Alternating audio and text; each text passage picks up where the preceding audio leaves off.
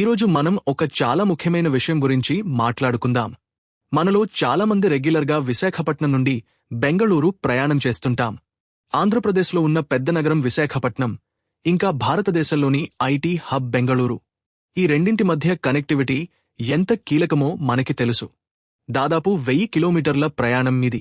కాని ఆ ప్రయాణం ఎంత కష్టంగా ఉంటుందో, టికెట్స్ దొరకడం ఎంత ఇబ్బందిగా ఉంటుందో ప్రయాణం చేసేవారికే తెలుసు. అందుకే ఇప్పుడు విశాఖపట్నం నుండి బెంగళూరుకి వందే భారత్ స్లీపర్ రైలు కావాలని పెద్ద ఎత్తున డిమాండ్ వస్తోంది. అసలు ఈ డిమాండ్ ఎక్కడ మొదలైంది? రైల్వే అధికారులు ఏమంటున్నారు? ఈ స్లీపర్ ట్రైన్ వస్తే మనకి ఎలాంటి వసతులు ఉంటాయి? అసలు ఇది వస్తుందా, రాదా? ఈ విషయాలను ఇప్పుడు క్లియర్గా తెలుసుకుందాం. ఇటీవల వచ్చిన వార్తల ప్రకారం రైల్వే కమిటీ సభ్యులు కంచుమూర్తి ఈశ్వర్ గారు రైల్వే అధికారులకు ఒక బలమైన విజ్ఞప్తి చేశారు. వాల్తేరు డివిజన్ డిఆర్ఎం గారికి ఆయన ఒక వినతిపత్రాన్ని ఇచ్చారు. ఇందులో ప్రధాన డిమాండ్ ఏంటంటే, విశాఖపట్నం నుండి బెంగళూరుకి వందే భారత్ స్లీపర్ వెర్షన్ని ప్రారంభించాలి అని. ఎందుకు ఈ డిమాండ్ అంత బలంగా ఉందంటే, దీనికి కొన్ని బలమైన కారణాలు ఉన్నాయి. మొదటిది, సమయం ఆదా మరియు సౌకర్యం. ఇప్పుడు ఉన్న వందే భారత్ చైర్ కార్ సమయాలు చూస్తే, ఇది ఉదయాన్నే వైజాగ్లో బయలుదేరి రాత్రికి బెంగళూరు చేరుకుంటుంది. దీనివల్ల మనకి ఆ రోజంతా ప్రయాణంలోనే సరిపోతుంది. ఆఫీస్కి వెళ్లేవాళ్లు ఖచ్చితంగా సెలవు పెట్టాల్సిందే. అదే ఒకవేళ స్లీపర్ ట్రైన్ ఉంటే అది రాత్రిపూట సర్వీస్గా పనిచేస్తుంది.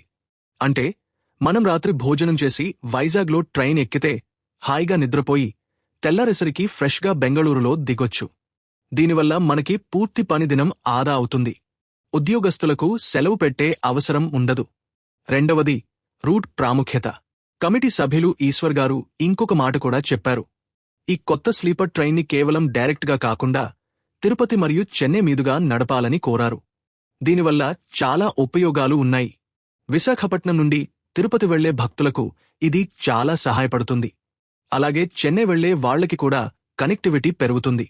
ఉత్తరాంధ్ర నుండి వేల కొద్దీ ప్రజలు బెంగళూరులో సాఫ్ట్వేర్ ఉద్యోగాలు చేస్తున్నారు. అలాగే విద్యార్థులు ఉన్నారు. వీళ్లందరికీ ప్రశాంతి ఎక్స్ప్రెస్ ఒక్కటే దిక్కు. కాని ప్రశాంతి ఎక్స్ప్రెస్ టికెట్లు దొరకడం ఎంత కష్టమో నేను చెప్పనక్కర్లేదు. వెయిటింగ్ లిస్టులు నెలల తరబడి ఉంటాయి. ఇంకా అది చేరడానికి దాదాపు 19 నుండి 20 గంటలు పడుతుంది. సో వందే భారత్ స్లీపర్ వస్తే ఆ భారం తగ్గుతుంది. మూడవది, తక్కువ ఖర్చు. విమానాలు చూద్దాం అంటే రేట్లు చాలా ఎక్కువ.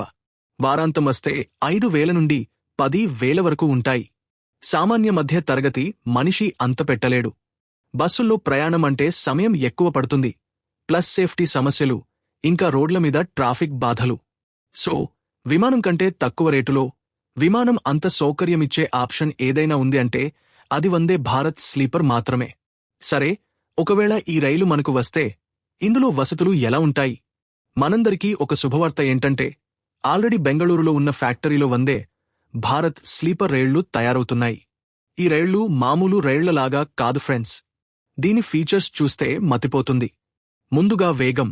ఇది గంటకి 160 కిలోమీటర్ల వేగంతో వెళ్లగలదు.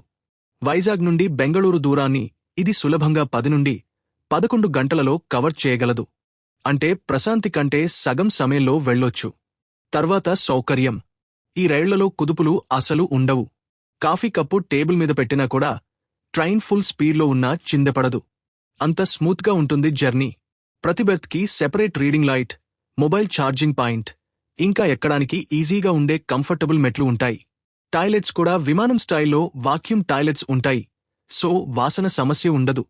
సేఫ్టీ విషయానికి వస్తే ఇందులో కవచ్ సిస్టమ్ ఇన్బిల్ట్గా వస్తుంది. సో ప్రమాదాలు జరిగే అవకాశం చాలా తక్కువ. రాజధాని ఎక్స్ప్రెస్ కంటే మెరుగైన సౌకర్యం మనం ఆశించవచ్చు. ఇప్పుడు అసలైన ప్రశ్న, ఎప్పుడు వస్తుంది? రైల్వే మంత్రి అశ్విని వైష్ణవ్ గారు చెప్పిన దాని ప్రకారం స్లీపర్ రైళ్లు టెస్టింగ్ దశలో ఉన్నాయి. మొదటి విడత రైళ్లను ఢిల్లీ నుండి లాంగ్ డిస్టెన్స్ రూట్స్కి ప్లాన్ చేస్తున్నారు. కానీ దక్షిణ భారతదేశంలో అత్యధిక డిమాండ్ ఉన్న రూట్ మరియు అత్యధిక ఆదాయమిచ్చే రూట్ వైజాగ్ మరియు బెంగళూరు మధ్య ఉంది. కాబట్టి రైల్వే బోర్డు దాకా ఈ డిమాండ్ వెళ్ళింది. కాబట్టి మనం తొందరలోనే శుభవార్త ఆశించవచ్చు. బహుశా వచ్చే 6 నెలల్లో మనకి అధికారిక ప్రకటన రావచ్చు. ఉత్తరాంధ్ర ప్రజల చిరకాల కోరిక ఈ డైరెక్ట్ ఓవర్నైట్ సూపర్ ఫాస్ట్ రైలు. ఇది వస్తే వ్యాపారం పెరుగుతుంది, టూరిజం పెరుగుతుంది, మరియు మనం కుటుంబాలతో కంఫర్టబుల్గా ప్రయాణం చేయొచ్చు. ఫ్రెండ్స్, మీరేమనుకుంటున్నారు? వైజాగ్ నుండి బెంగళూరుకి స్లీపర్ వందే భారత్ అవసరమా కదా? మీ అభిప్రాయాన్ని కింద కామెంట్స్లో చెప్పండి. అలాగే మీకు ఈ ట్రైన్ టైమింగ్స్ ఎలా ఉంటే బావుంటుంది?